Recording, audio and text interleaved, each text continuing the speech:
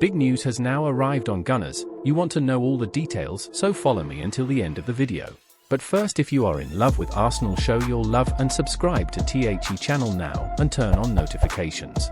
Here we post daily news and behind the scenes of the biggest club in THE Premier League, Arsenal. Thank you.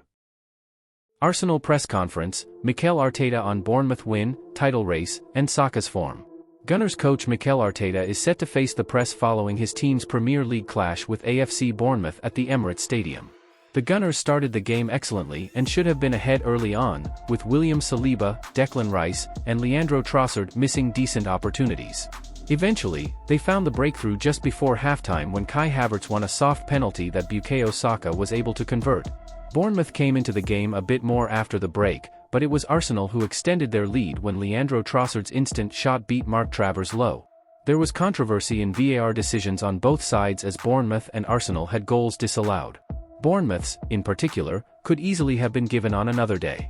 On Saka's performance, the level of consistency compared to last year is very similar. There are areas where he's better.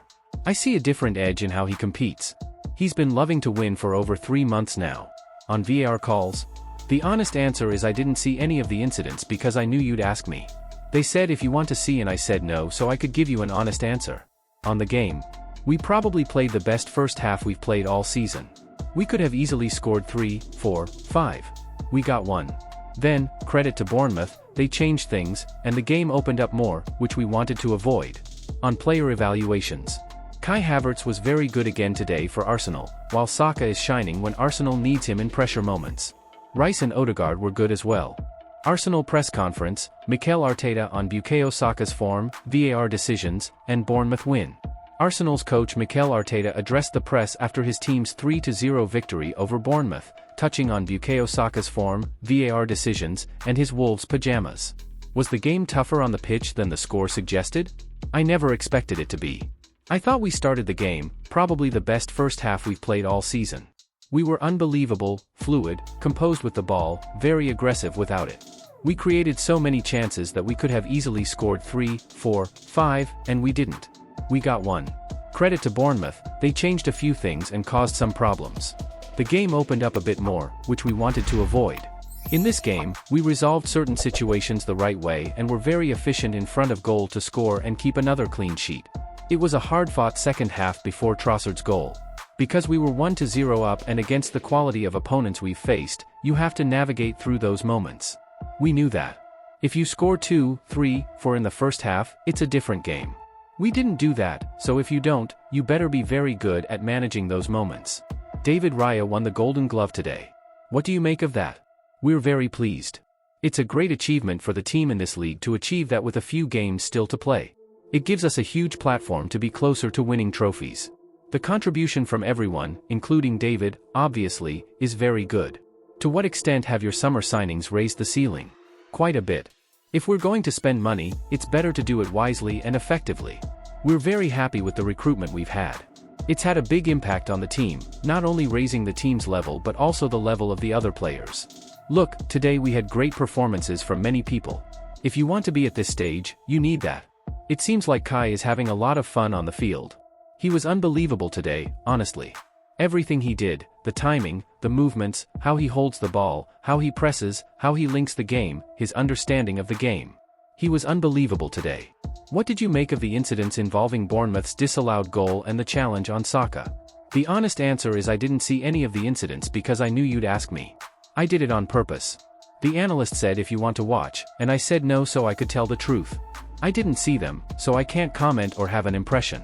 David's, the foul, I can't see because it's too far. The one on Bukayo, is it deliberate or not? I don't know, it's so hard for me to judge. Can your team manage tougher moments because they're a year older, or is it something else? If a year is enough to do that. For some teams, it takes 5 or 10 years to achieve it. In the end, we're trying to do the right things. The energy and commitment the boys put in are unbelievable. I hope it pays off. How has Saka matured this season? I think the level of consistency compared to last year is very similar. There are probably areas of the game where he's become more effective. I see a different edge in how he competes. Not in how he plays, but in how he competes. He's been loving to win for over 3 months, 6 months, a year ago. We hope that's now ingrained in his system. Are you going to watch the City game? Yes, I'll be there sitting with my kids and family. With a Wolves jersey? No, pajamas. Comfortable pajamas. Were you happy with Havertz's penalty? I was happy when I saw the decision, very happy. I was even happier when Bukayo scored the goal. Was it the right decision? I don't know. Kai isn't someone who dives, but I haven't seen the image yet. Were you surprised by Rice's contribution in the final third this season? Yes. We thought it would have a lot to do with the spaces he would occupy on the field.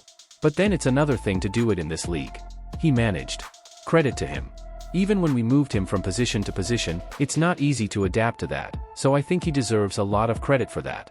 Is it difficult to decide where best to use Rice?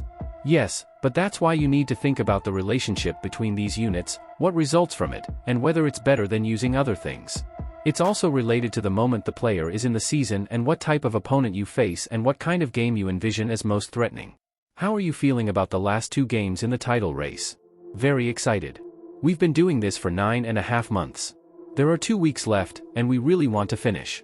We're closer than yesterday, and we hope we can bring the title here. Pep Guardiola doesn't believe Arsenal will drop points, but will Man City?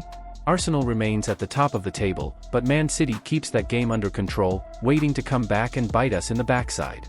It's incredible that in our 16 games in 2024, apart from the draw at the Etihad and the devastating unexpected loss at home to Aston Villa, we've won the other 14.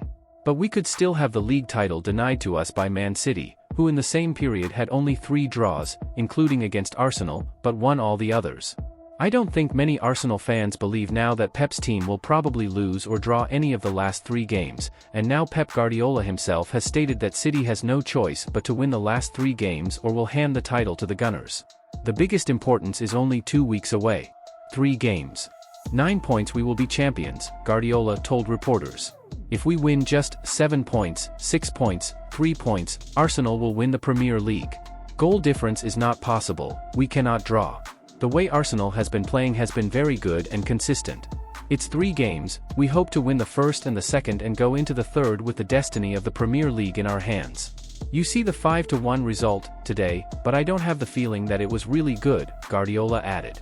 We lost too many balls, simple. It was kind of him to throw a bone to Arsenal fans by saying City isn't playing well, after winning 5-1, but let's be serious, folks, do we still have hope that City will slip up?